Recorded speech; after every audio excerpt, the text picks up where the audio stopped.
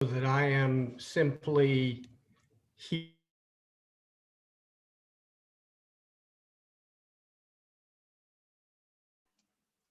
Bill, Bill, hold on, unmute yourself, Bill.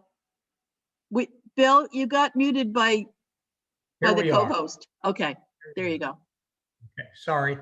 I was just saying that I'm simply here to play Johnny Carson to Ed McMahon, to Rodney Baker playing Ed McMahon later in this program.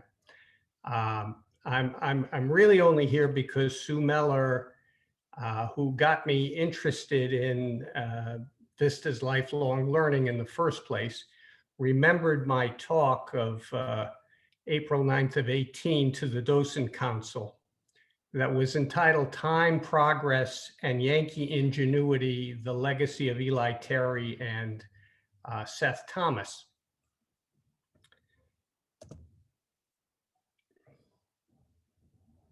Mary, this is not advancing.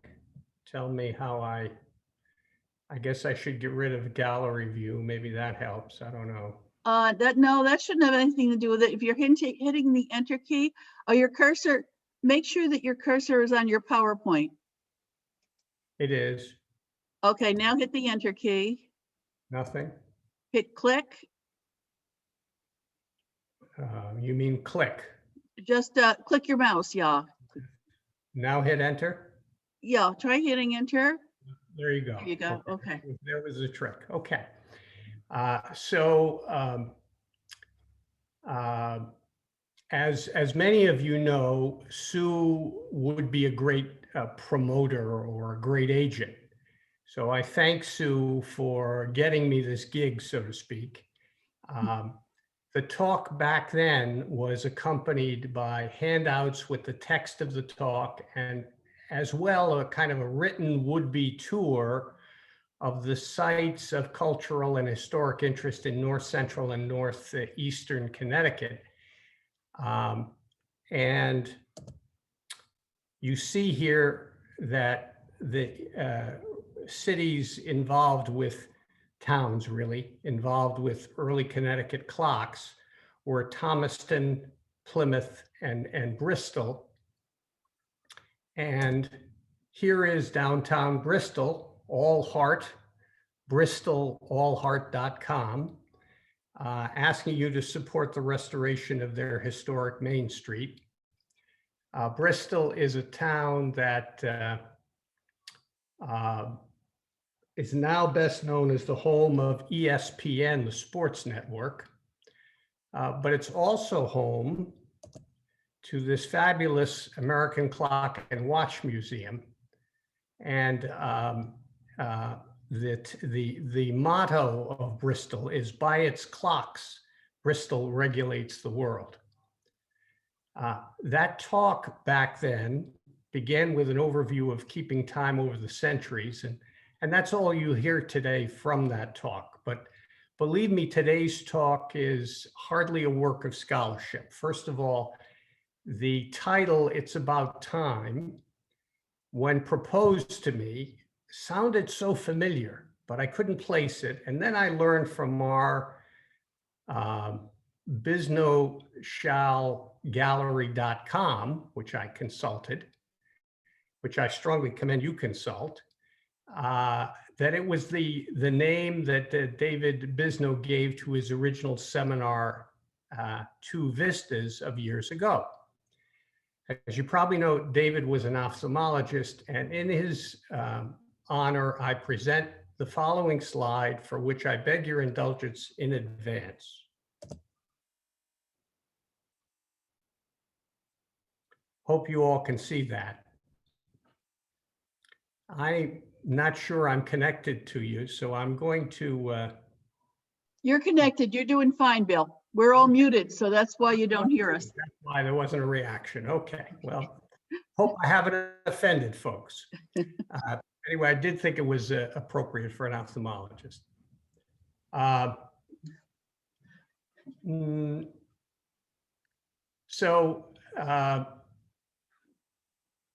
not only is my title plagiarized, and not only did I repurpose from my prior talk slightly, I actually shamelessly plagiarized from a great book review in late 2015 in the Atlantic magazine by a journalist named Ian Beacock, Beacock, writing a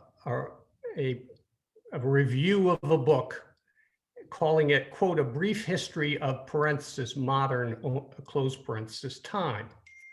And that article actually came to my attention thanks to Jerry Corrigan of Vistas. And he presented it to me at a breakfast meeting a year and a half ago by way of trying to pitch me to speak to his organization on the subject of time, again, having heard about my presentation for the Docent Council. Of course, I was happy to say yes, but it developed that I didn't speak because the Vistas board thought the subject wouldn't be a draw for their membership.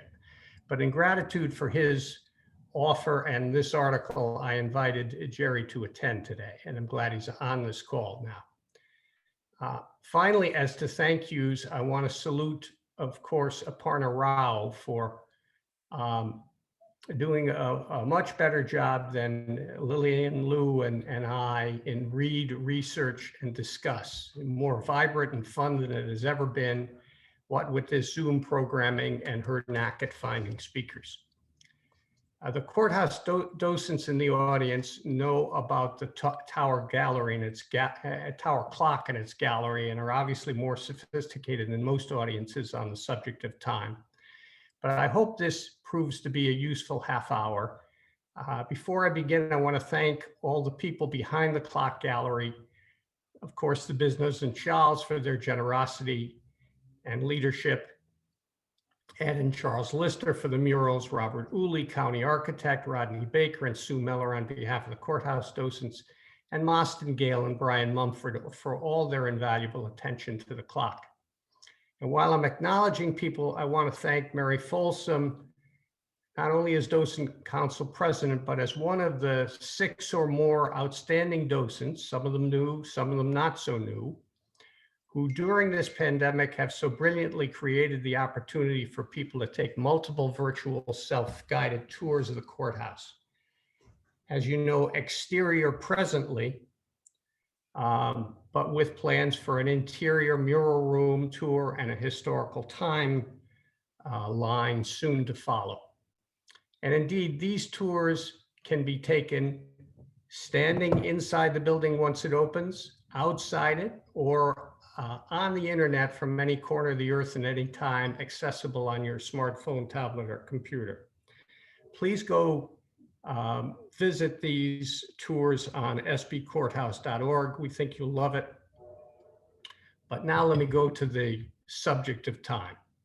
Ever since human beings have existed, we've measured time by observing the natural world, the flux of the seasons, the dance of heavenly bodies across the skies. It was tracking the moon and stars more than 30,000 years ago that prompted Central Europeans to carve notches into mammoth tusks. 6,000 years ago, that is to say around 4100 BC or BCE, in what is now Shaanxi province of northern China, an observatory helped create a precursor of the traditional Chinese calendar.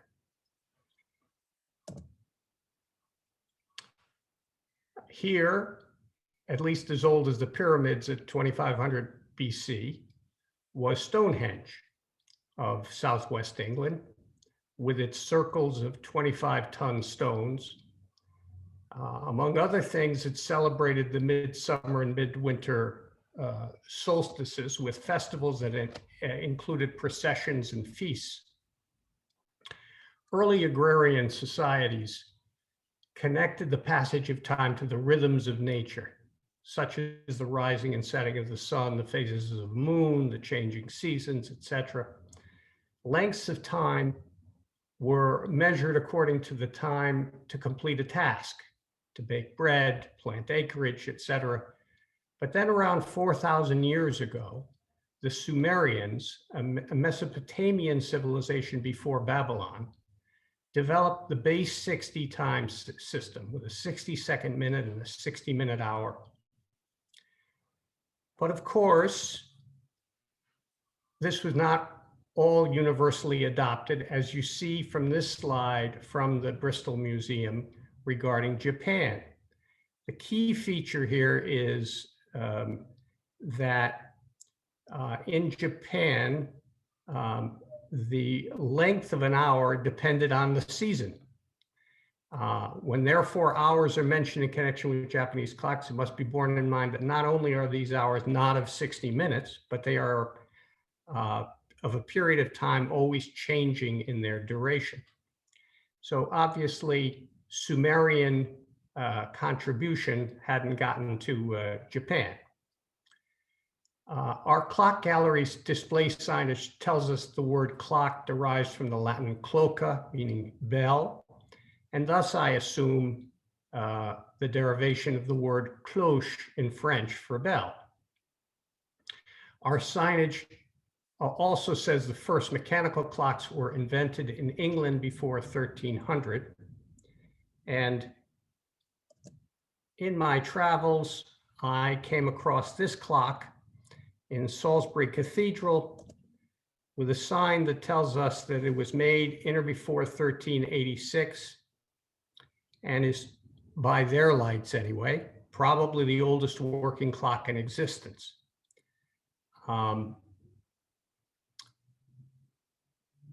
Perhaps the bells of the original clocks alerted religious monks to sound the monastery bell for the orders of the day, matins, vespers, and other prayers. But starting with a clock hung on one of the towers of Hampton Court Palace in England in 1541, urban center clocks displayed time to the public on a dial. But they also used bells, time's auditory signal, that told hourly and eventually more often, upon which the community depended for public meetings, announcements of special occasions, etc. Over the years, the clock came to determine when deliveries were scheduled, appointments set, and the workday measured. Now fast forward to the industrial age and how we came to believe that, quote, time is money, in the words of Benjamin Franklin in the year 1748. And fast forward further to the American 19th century, which began when practically nothing was mass produced, but ended when nearly everything was factory produced. Before the US adopted a national standard of time, about which we'll talk later, neither church nor state determined time. Clock time was entrusted to astronomers, horologists, and to some extent to jewelers. They were responsible for the accuracy and authority of public timepieces. Eventually, factory owners might designate a certain clock that their employees should consult in order to arrive on time for work. Thus, the authority of time devolved from nature to the workplace as workers became subject to the factory schedule. Their time became regulated by the blast of a whistle, the ringing of a bell, the ticking of a clock, or the punch of a time card. And here we see none other than Thomas Alva Edison on his 74th birthday with a stogie in his mouth, punching in.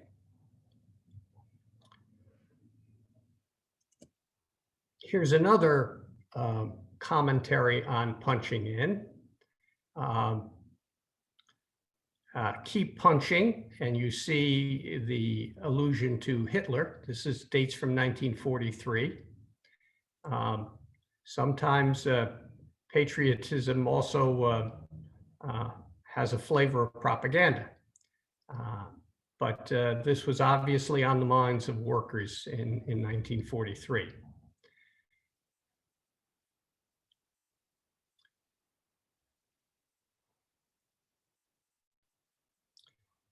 Especially with the invention of the light bulb sometime after 1878, with the increased cost of startup times in mills, factories, and foundries, companies went to nonstop production and developed shift workers.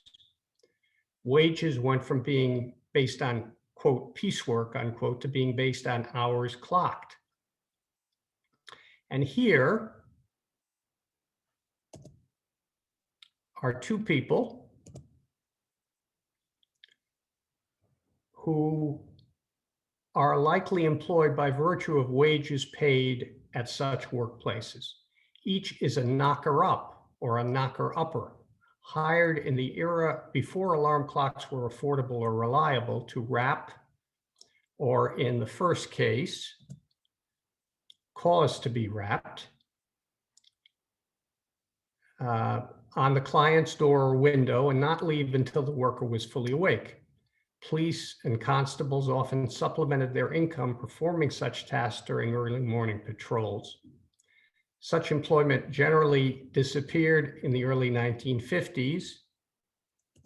Indeed, this is dates from 1947, supposedly, but could still be found in some remote areas of industrial England until the early 1970s, apparently.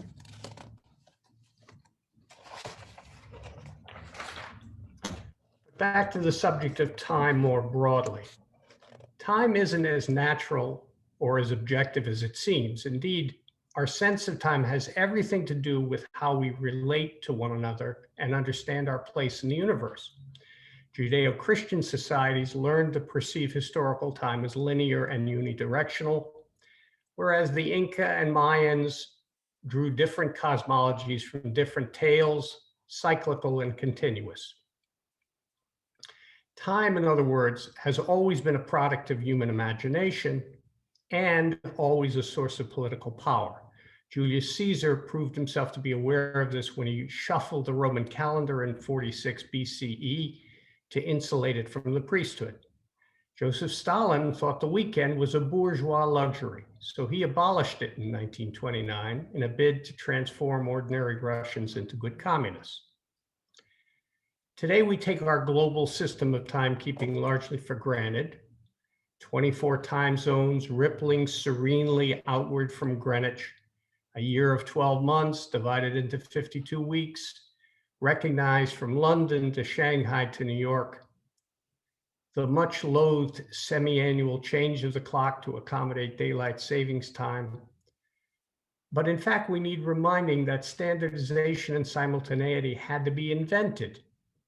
The 19th century was that of the telegraph, railways, steamships, subways, telephones, with the radio not far behind. They thundered into existence, revolutionizing transportation and communication, collapsing distance and compressing time in ways that dazzled and disoriented. In response to these tools and the opportunities they afforded, by the later stages of the 19th century, the nations of the North Atlantic struggled to impose their way of marking time on the rest of the globe. And it developed that English farmers, mill workers in Bombay, Muslim scholars across the Middle East were no match for French scientists, British colonial officials, German war heroes, American businessmen, and Arab reformers. The history of time reform illuminates the uneven nature of globalization, but it also offers us a way to think more deeply about technological changes at this moment when we're nearly overwhelmed by it. Timekeeping was a messy and bewildering business in most parts of the 19th century world. American railways recognized 75 different local times in 1875, 3 in Chicago alone. In Germany, travelers had to clarify departure times according to 6 different German cities. Until Bolsheviks jettisoned the Julian calendar in 1918, Russia was 13 days behind Western Europe. Britain's Natal colony at Africa's southern tip divided the year into 13 lunar cycles. Islamic societies counted years from 622 AD, when Muhammad emigrated from Mecca to Medina. A coordinated universal system of territorial mean times was the dream conceived by this man, Sanford Fleming, who was a Scottish-Canadian engineer / inventor who promoted standard time within a geographic area since at least 1879. He was also a force behind the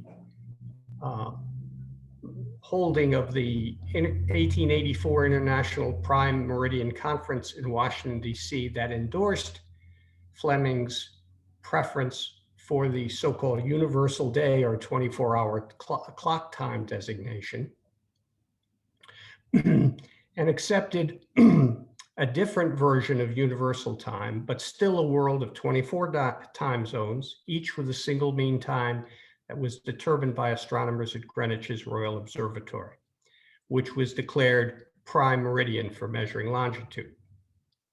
No wonder then that Queen Victoria knighted him in 1897, after which he became Sir Sanford. In the US, it was November of 1883 when railroad time, soon to be called standard time, got established to replace local time, which development was generally accepted nationally by the early 1890s. And standard time became accepted worldwide by 1929, of course, the very year of our clock and courthouse. But as per this slide of a Seth Thomas clock, because Thomaston, Connecticut is 2 degrees east of the official 7th meridian demarcating the Eastern time zone, technically both clocks here actually reflect the correct time, both the railroad time and local time. You see, one is set at 20 of 1 and the other is set at 13 of 1 or something like that. Calendar reform was no less critical. The eccentric founder of Kodak, George Eastman, and others subscribed to a calendar design that was first articulated by the French positivist philosopher Auguste Comte. A perfectly rationalized year of 13 equal months with 28 days each. But this proved to be a hard sell, even though Kodak and Sears had been doing their internal accounting that way for years. But now for the inevitable political repercussions of such decisions regarding time setting. Around the globe, local populations resented European meddling with their everyday lives and traditional rhythms, whether it was in late Ottoman Beirut or in India. For example, in January of 1906, several thousand cotton mill workers rioting on the outskirts of Bombay led to more than 15,000 citizens marching angrily downtown and signing petitions against the abolition of local time and the imposition of Indian Standard Time, which was to be set 5.5 hours ahead of Greenwich. Thus began the so-called Battle of the Clocks in India, and it wasn't until 1950, 3 years after Indian independence, that a single time zone was adopted nationwide. Even Europeans needed convincing. Not surprisingly, France adopted a nationwide mean time in 1891, but refused to adopt the Greenwich median and to set French time with an English observatory. Daylight savings time, another pet project of time reformers, struck many as a plot to steal extra hours from workers. Others thought it was an unforgivable attempt to play God. Parenthesis, so can you say conspiracy theories even then, close parenthesis? Challenged and ignored on every continent, modern timekeeping did not simply emerge, it thus had to be imposed. Vanessa Ogle was a professor of history at the University of Pennsylvania when she wrote the book I'll talk about, called The Global Transformation of Time, 1870 to 1950. She is now at Berkeley, and in, I think, 2022 will be at Yale. But she framed time reform chiefly as a story about globalization, largely because it was in the era of colonization/imperialism, mostly by Europe. She reminds us that transnational networks and flows are never neutral and that globalization is an ideological process. She pointed out that the new tools of communication and transportation we previously discussed were harnessed to a particular political vision, a liberal world order under European auspices, and taking high-minded concepts like uniformity, efficiency, and progress were as ideological as they were scientific. Whereas synchronization made it easier for European elites to project their influence and sell their goods, losses mounted among the poor and the powerless. Those indigenous natives of Natal, for example, lost the right to mark time their way after missionaries deemed Zulu calendars wasteful and backwards. Around the world, local traditions and rhythms were erased in the name of progress. Opponents of time reform were astute enough to recognize that the future they were being straitjacketed into was neither necessary nor equal nor democratic. It was designed knowing that some would benefit more than others. Now, I've read that in the clock factory world of 1880 Connecticut, ordinary workers labored 10 hours times 6 days a week for an annual salary of less than $500 a year. But notwithstanding this, and despite all the opposition, eventual acceptance of these changes in timekeeping ensued, such that by the late 1990s, even in the age of computers and mobile phones with their own clocks, over 500 million watches were being sold yearly. Based on the work of a physicist named Isidore in 1945, who studied the oscillation of atoms, that is to say, atomic beam magnetic resonance. By 1949, the US built the first atomic clock, and it is managed and has been improved upon by the National Institute of Standards and Technology in Boulder, Colorado. By 1967, in fact, the second became defined not through the movement of celestial bodies, but as officially defined as 9,192,631,770 cycles of a beam tuned to the standard of the chemical element cesium. The present clock is so accurate, it won't lose a single second over the next 200 million years. But here is our clock. And R. Brian Mumford's setup in the clock gallery involves the Seth Thomas clock pendulum breaking a light beam with a microset clock timer and companion software that records the clock's accuracy to the millionth of a second for display on the screen there and on the watch on the web, on the World Wide Web, for people to see at any time.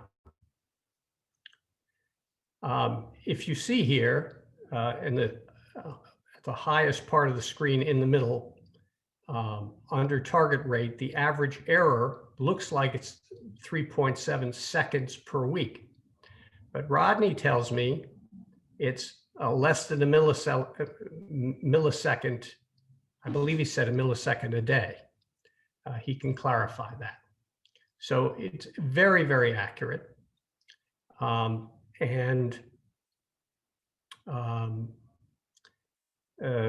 lot of time and devotion to this clock, as we know.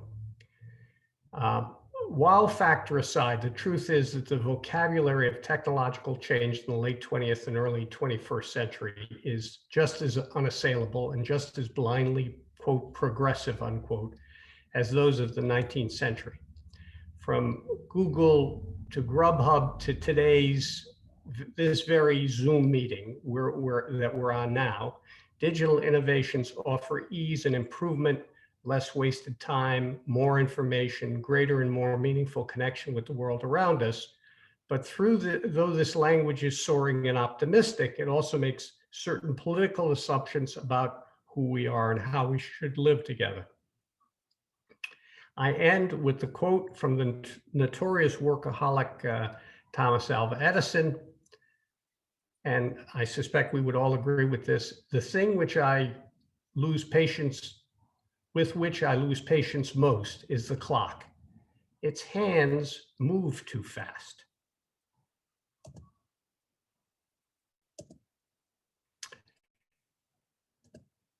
And I thank you for your attention. Now I turn you back to Mary to introduce Rodney.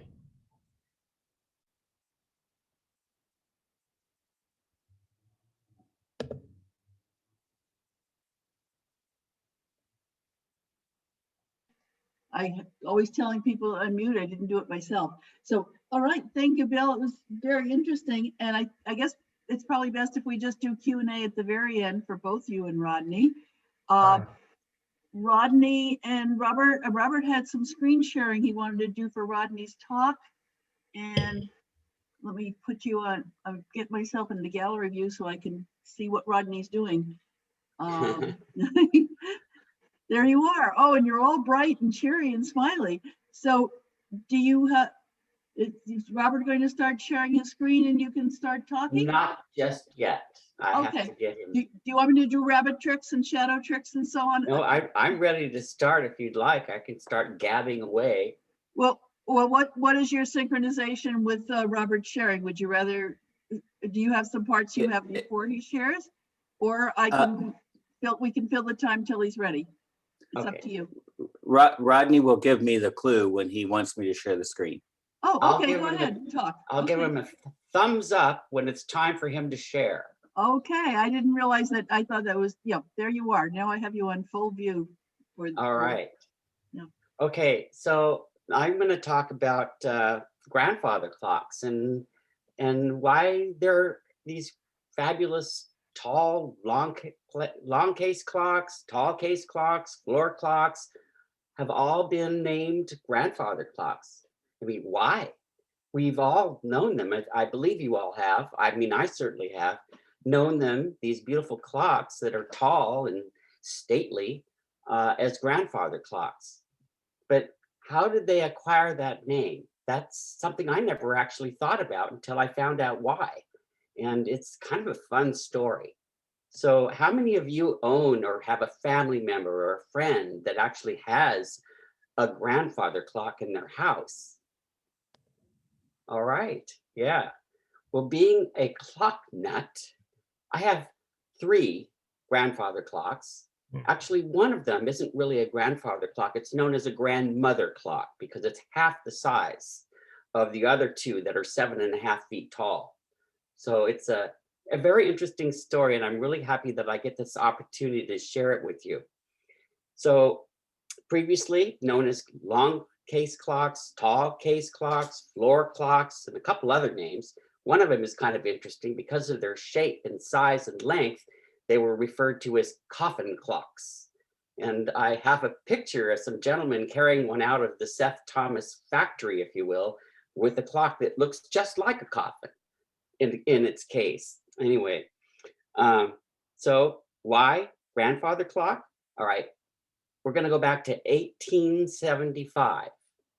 And this at this particular year, there was a gentleman who just happened to be a songwriter, an American songwriter, and he was traveling in England. And on his travels, he stopped in, what was it?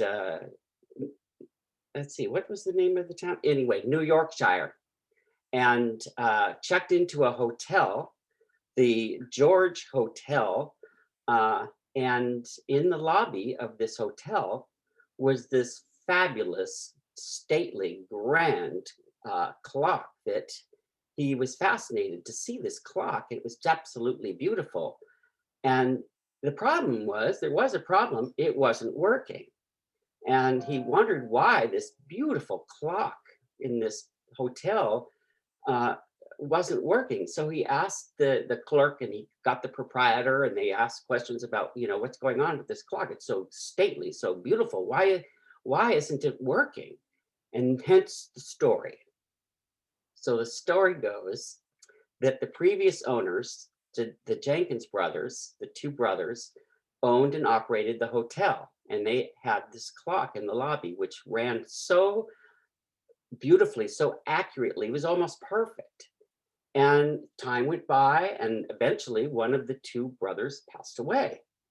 Well, after he'd passed away, the clock, for some strange reason, started being less accurate. So they hired some clock repair folks to come in and tune up the clock and get it back on track, etc. And they couldn't fix it. It just remained compromised. So they just let it go that way. And then many years went by, and the second brother, Mr. Jenkins, passed away. Well, almost at the moment of his death, the clock stopped working. Many attempts were made to get the clock working again. Many people tried to fix the clock, and it just would not work again. So our friend visiting there, Henry Ford Work, the gentleman who was the songwriter from the United States, was fascinated by this story and wrote a song, My Grandfather's Clock. There we are. Okay, so what happened next was this particular song became so popular, and they sold over 1 million copies of the sheet music. And it became so popular that everybody knew the song. Everybody sang the song. And I'm going to have Robert, now it's thumbs up, give you an example of the music and the words. Hit it. I don't hear it.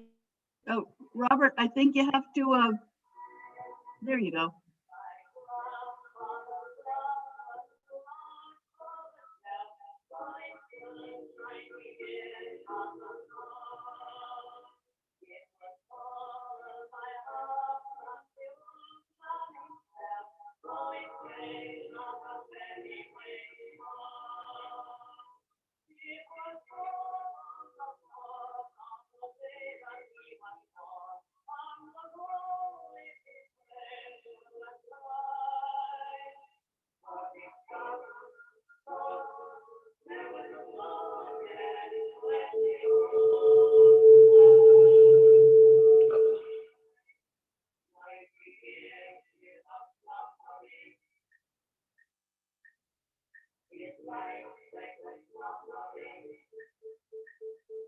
You should be.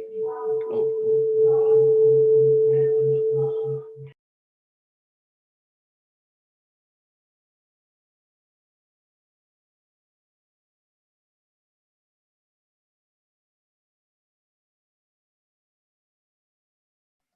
Rodney, you're muted. Rodney, unmute yourself. I was saying, whoops, now you need to mute. Okay, I was hoping that you may have heard the words. I remember the days when we had a music period at school when we were all growing up. Well, I was in the second or third grade. It was either Miss Hanmore or Miss Bradley that taught us this song. And I was so impressed and so amazed. I still remember every single word, at least of the first verse and the chorus. And I could sing it to you, but you don't want to hear that. But I'm going to tell you, just in case you didn't understand it, the words to the first verse was, my grandfather's clock was too large for the shelf, so it stood 90 years on the floor. It was taller by half than the old man himself, though it weighed not a pennyweight more. It was bought on the morn of the day that he was born, and was always his treasure and pride. But it stopped short, never to go again, when the old man died. That was the verse. Then there's a chorus, but we won't go with the chorus. It was a very, very popular song, and it got so much attention. People dropped the names of long case, tall case, floor clocks, etc., and called them grandfather clocks. So we've all grown up knowing their name as grandfather clocks. And I don't know about you, but I get tears in my eyes hearing that story. I think it's fabulous. And who knew that we would be so influenced by a song that was written in 1986? So 1896. I missed 100 years there. So anyway, I want to thank you for your attention, and I hope you enjoyed the story of the grandfather clock. All right. I think All I right. had almost everyone in view. If you wanted to raise your hands for questions. I don't have, I have a few. Barbara? Yeah, what about the grandmother clock? The How do what? we get grandmother? Oh, the grandmother clock? Hmm. The grandmother clock. Oops, I better put Keep my. going. Okay, the grandmother clock was called the grandmother clock because it was not as tall as the grandfather clock.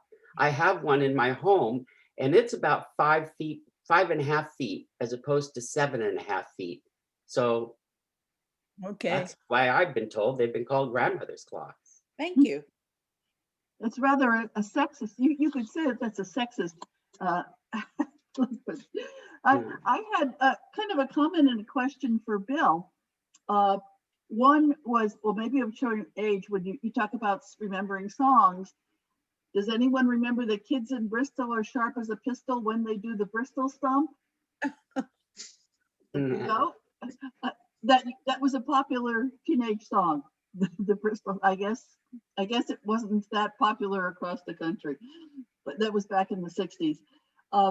Also, today is February 22nd, which we used to think of as George Washington's birthday, except I was always told that it wasn't really his birthday because the calendar changed since this somewhere between February 22nd, the year he was born, and now was when we adopted a standard calendar, and we lost a whole bunch of days. And he actually wouldn't have called it February 22nd. He would have called, I don't remember which way it goes, whether he would have called it February something else, or what he would have called it February 22nd, but it really wasn't that the right one. Do you know which it is, Bill, or you? I do not. And of course, I don't remember the year in which Congress declared that holidays be Mondays, the next Monday. Yeah. That was only recent, but this had nothing to do with the Mondays. It was really when we used to say February 12th and February 22nd. Right. February 22nd was not really George Washington's birthday because we lost a couple of weeks on a calendar somewhere in between. Yeah, I don't know that. And I remember studying that last year because it was leap year. We were doing all sorts of leap year trivia. And it was somewhere in the early 1800s that we just readjusted our whole calendar to be European. Are there any? Was that the question or the comment? That was the question. Well, it was kind of the comment, but I only know half of the facts, so it was a question for the other half. Okay. Rodney had his hand up. Yeah, I just wanted to make a comment. And another thing I remembered is grammar school and holidays and presidents' birthdays. And we got them all off. It didn't matter about Monday or Friday. We got them all off. They stole that from us. Now we only get a Monday. No, I don't get it. Why don't we have all of those days off again? And Time is short. Let's take advantage of what we have. I went to parochial school, so we had Saints days off too. You had So we what? got slapped a lot more. Mary, I didn't hear that. You had what kind of days? We had Saints feast days, like St. Joseph's Day, because our nuns were sisters of St. Joseph. We suffered a little more corporal punishment probably than they did in public schools, but so anyone else? You must have been really complete. Sue has a question or comment. Well, not really a question. I just want to compliment Bill on his research because I had expected he was going to repeat the talk about the actual Seth Thomas factory that he had given. And instead he spent all this time going into a lot more research and filling in all of the additional information. So I do thank him for that, Bill. Well, you're very welcome. But again, thanks to Jerry Corrigan, he sort of gave me something that was the essence of this. So I have another question. Yes. Okay. One more comment. Growing up, I loved having my shortwave radio, and I loved tuning it to Greenwich Mean Time. Mm. And you heard this tone, bong, bong, bong. And then every once in a while it would say, Greenwich Mean Time is, and they would announce the time. And then the tone would change. Bong, bong, bong. And they would announce the time again.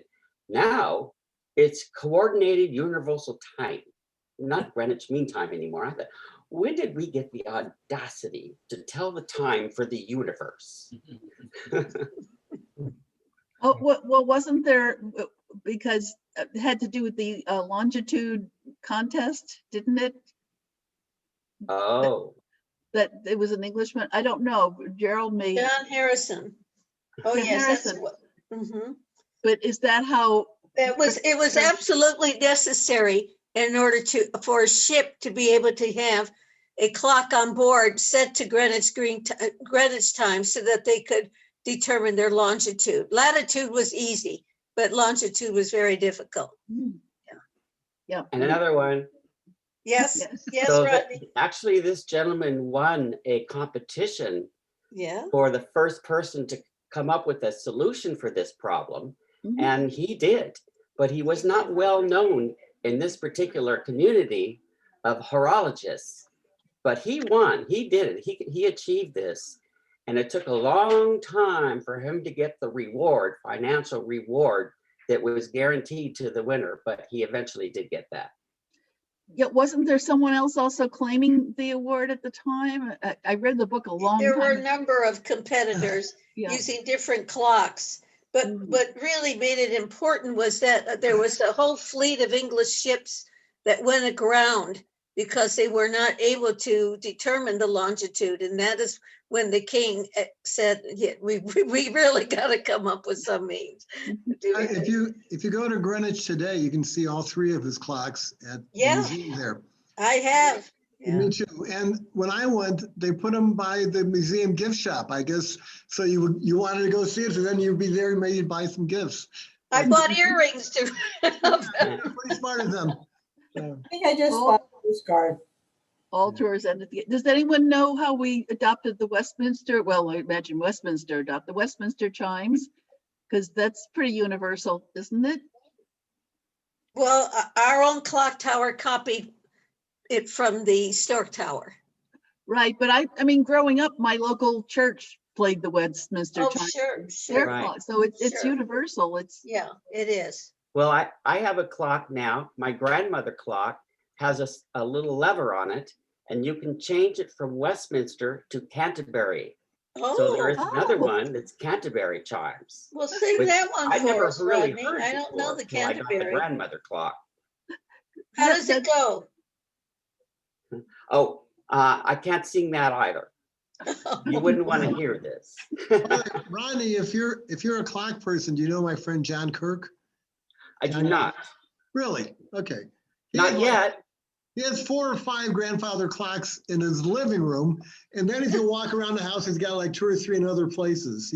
Oh, wow. You see, You know, he goes being to England 2 times a year to go to clock conferences wow. Where does he live? on the Mesa. Oh, On on the the Mesa, that's Mesa? where I live. We should get to know each Yeah, other. put Yeah, them okay. together. Tell him. Yeah, he was my manager for a long time at different companies. And he was You know- Mr. GPS for a while, from 0 satellites to 6 satellites. He was in charge of the system. John Aha. Kirk. He loved Okay. John Kirk. Yeah. Robert told me once, not long ago, that we had 40 clocks in our house. And I said, that's impossible. We do not can't possibly have 40 clocks in our house. You better go count them again. So he came back and told me that I was right. We did not have 40 clocks. We had 39 clocks. I thought you were gonna say 41. We now have 40 clocks because we got another one called the mystery clock. And that one has a story all by itself. We'll share that another time. Do you count the ones on your phone and your wrist too? No, I don't. These are clocks that sit on shelves or hang on walls. They're not here. In fact, I don't even wear a wristwatch. Being a clock nut, you'd think I would. Yeah. Well, you know, Bob Loopy, you're muted, Bob Loopy. You have to. well, you know, to give my friend John Kirk a hard time, I once told him now with cell phones, no one's going to own a watch because you have the time right in your pocket. And John said, well, only if you want to know the time to the closest minute. Sure. But now the younger people aren't going to know how to tell time on an analog. Just ask your They're gonna phone. see Yeah. it digitally displayed. Yeah. Well, I don't even look. I don't even look. I just ask my phone and it tells me. So Chris and Bob Loopy both had their hands up, or were they just waving in front of their faces? Bob, you have to take yourself off mute. Lower left the microphone. We can't hear you, Bob Loopy. We can't hear you. Click your microphone. There. Now talk. We okay? Hey, Rodney, do you keep all those clocks running? At the No, same I Okay. used to, but it would drive you out of the house. You know, I got to tell you something, you guys. There's a guy who buys clocks and his wife buys clocks incessantly at this Renaissance antiques shop in Solvang. Oh, yeah. He's got about at least 100 grandfather clocks, mantle clocks, carriage clocks. He is so fixated on clocks. He's a retired contractor.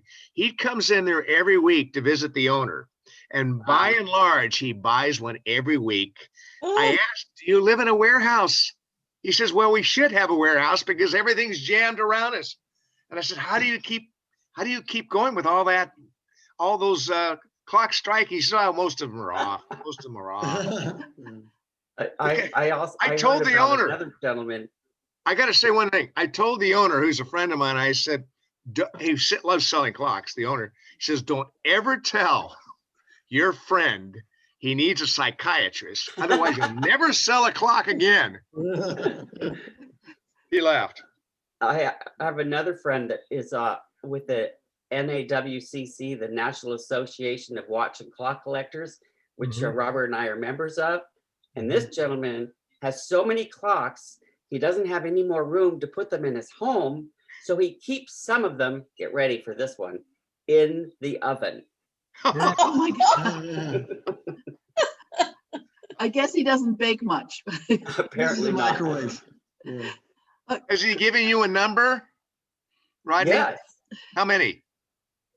I don't remember. Well, my friend designed his own movement, and he had the best non-retired watchmaker in the world make him his watch, which he said cost more money than his first two homes combined in price. Oh my God. Wow. Oh, It took like. We gotta put him and David Bisnow together, don't we, Yeah. Rodney? Yeah, well, Definitely. it took him about 9 or 10 years, and with consultations, he made his design simpler because he wanted to have the phases of the moon like 1,000 times more accurate than the most accurate phases of the moon, which is you can't move the hand that accurate, but it was too complicated, and he agreed, okay, we don't need the phases of the moon that accurate, but that was his, that was gonna be his amazing, unique watch. So. Bill Vollero, you have your hand up? Yeah, two done, things. Robert. One is, I'm not muted, right? Right. Number one is that you can remember that you can on our website listen when you get nostalgic for the chimes of our clock. You can listen to Westminster chimes. So remember that. And it's a very nice reproduction of the sound. Second of all, I'm proud to tell you that for a song, Kay Stevens sold me a Seth Thomas metronome that she had. And it's a delight. I don't play piano anymore, but I periodically just use it just to use it because it's a Seth Thomas product. Is she on this call? I didn't check the. She I thought I was, but I saw think her. she's Yeah, I saw her. saw her earlier, but I don't see her now. Okay, well, I was just going to share I have a son who teaches at SBCC here, and he was proctoring an exam where there was a clock with hands on the wall. And one of the students had to ask him how much time was left because the student did not know how to read a non-digital clock. Mm. Instant fail. Well, thank you very much. I think we have everyone's questions and comments answered and so on. And thank you, Rodney and Bill, for very Thank you, guys. interesting talks. It's great. Both. Thank you. It's fun seeing everybody. Good Fun. seeing everybody. Yeah, it was fun. All right, see you later. Enjoy the rest of your week. Stay well and safe. Yep. Yes, thank you, Bill. I really enjoyed it. Thank you, Bill and Thank Rodney. you. Thank you, Thank guys. you. It was Yeah. very interesting. Bye-bye.